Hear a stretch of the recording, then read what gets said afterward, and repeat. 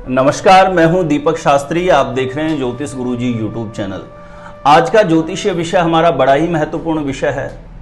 शादी के बाद का जीवन आपका कैसा रहेगा, मैरिड लाइफ आपकी कैसे रहने वाली है, मैरिज होने के बाद आपका जीवन किस प्रकार से संचालित होगा, ये आप 2 मिनट में आसानी से पता कर सकते हैं।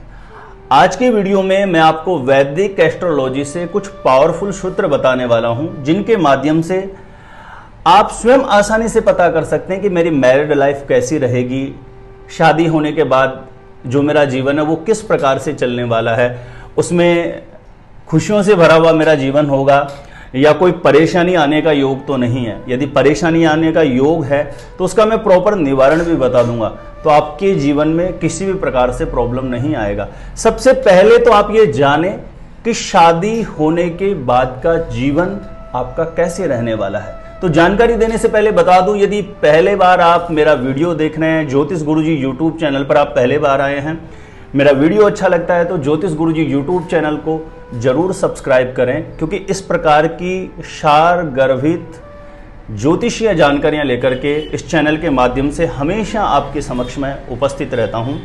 और मैरिज से रिलेटेड आपका किसी भी प्रकार का कोई प्रॉब्लम है तो आप जरूर एक बार ज्योतिष गुरुजी यूट्यूब चैनल की प्लेलिस्ट जाकर के चेक करना। वहां पर 101% प्रॉपर सटीक कैलकुलेशन के साथ मैंने वीडियोज अपलोड किए हैं, जहां से लाखों लोग लाभान्वित हुए हैं। आप भी लाभ प्राप्त कर सकते हैं। तो चलिए विषय पर आते हैं और आज के वीडियो की हम शुरुआत करते हैं। आपकी मैरिज होने के बाद की लाइफ कैसी रहेगी, ये जानने के लिए आप अपनी कुंडली निकाल लें।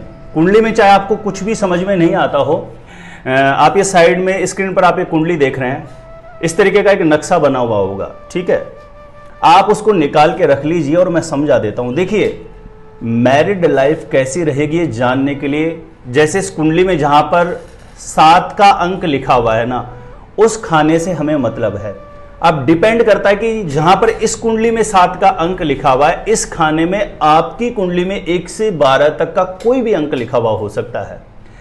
अब हम कैसे पता करेंगे? सपोज करिए यहां पर आपकी कुंडली में 1 लिखा हुआ है, हमें सबसे पहले इस भाव का स्वामी पता होना चाहिए। अब साधारण आदमी को तो पता होता नहीं है कि भाव के स्वामी कैसे पता करते हैं क्या, तो मैं समझा देता हूं। इस कुंडली में जहां 7 का अंक लिखा हुआ है, वहां पर आपकी कुंडली में यदि 1 लिखा हुआ है तो आपके इस भाव का स्वामी हो गया मंगल।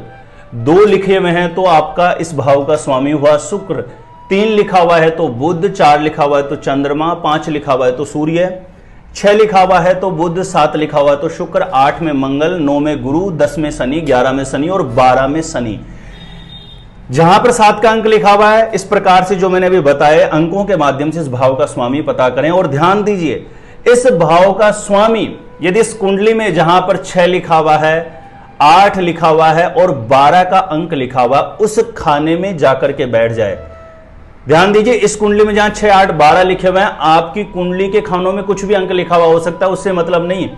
लेकिन इन खानों में जहां इस कुंडली में 7 लिखा हुआ है, इसके भाव का स्वामी जाके बैठेगा तो निश्चित रूप से मैरिड लाइफ में प्रॉब्लम्स आती हैं, वहां तनावपूर्ण स्थितियां बनने लगती है, या लाइफ पार्टनर में से एक का स्वास्थ्य ठीक नहीं रहता। इस प्रकार की समस्याएं देखने को मिलती है।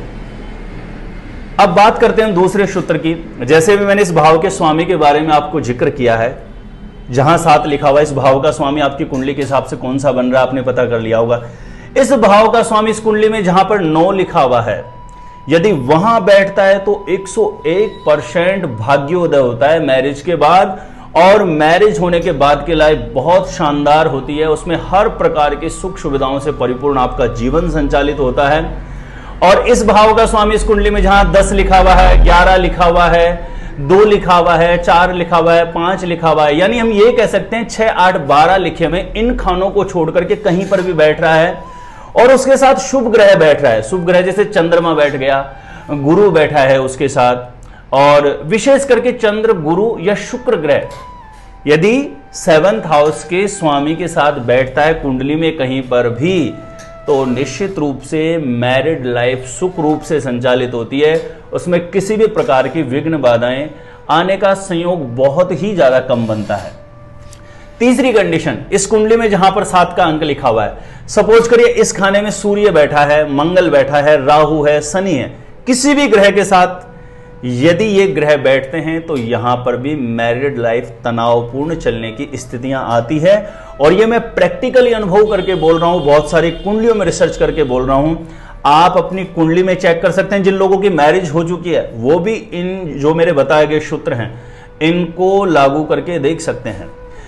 तो सबसे मेन और मुख्य रूप से कंडीशन होती है कि एक तो ये जो 7th हाउस का स्वामी है इसमें पापी ग्रह नहीं बैठे। ज्यादातर को ये रहता है कि शनि है, राहु है, विशेष करके शनि राहु की प्लेसमेंट नहीं होनी चाहिए, सूर्य भी अच्छा नहीं रहता।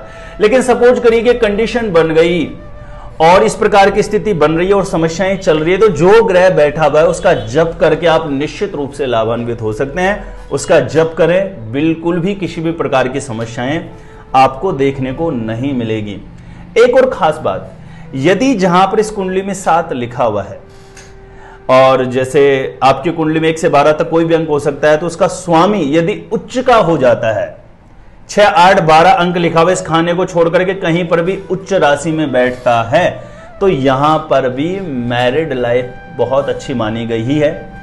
उच्च राशि कैसे पता करेंगे? सपोज करिए 1 लिखा हुआ तो इसका भाव का स्वामी हो गया मंगल, तो मंगल यदि 10 के अंक पे कहीं पे भी बैठा है तो उच्च का हो गया, अच्छा माना जाएगा।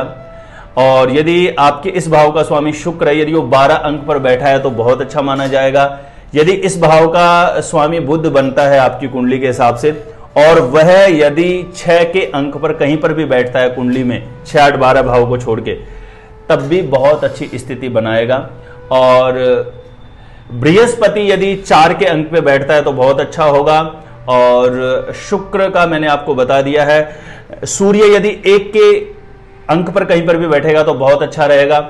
इसके अलावा चंद्रमा 2 के अंक पर कहीं पर भी बैठेगा तो बहुत ज्यादा शुभ प्रभावी और शुभ फलदायी रहेगा। इसी प्रकार से शनिदेव कहीं पर भी जहां पर 7 का अंक लिखा हुआ होगा, इस कुंडली के हिसाब से देखें आप, इस कुंडली में सिर्फ अंक आपकी कुंडली में कुछ भी हो सकते हैं, ध्यान दीजिए, मैंने खाने समझाने के हिसाब से ये कुंडली ली है। तो इस प्रकार से आप आसानी से पता करें कि इस भाव का स्वामी किस नंबर पर बैठा है, वो नीच का तो नहीं हो गया है, वो 6, 8, 12वें खाने में जाकर के तो नहीं बैठ गया है। तो इस प्रकार से आप आसानी से अंदाजा लगा सकते हैं, पता कर सकते हैं कि मैरिड लाइफ मेरी कैसे रहने वाली है। और ये सूत्र 100% लागू होते हैं, और भी बहुत सारे सूत्र होते हैं यह जानने के लिए, लेकिन मुख्य रूप से जो मैंने बहुत सारी कुंडलियों में रिसर्च करके देखा है, इन सूत्रों को लागू करके देखा है, यदि ये कंडीशंस इस प्रकार से बनती है तो ये 100% तय करती है कि आपकी मैरिड लाइफ कैसे रहने वाली है।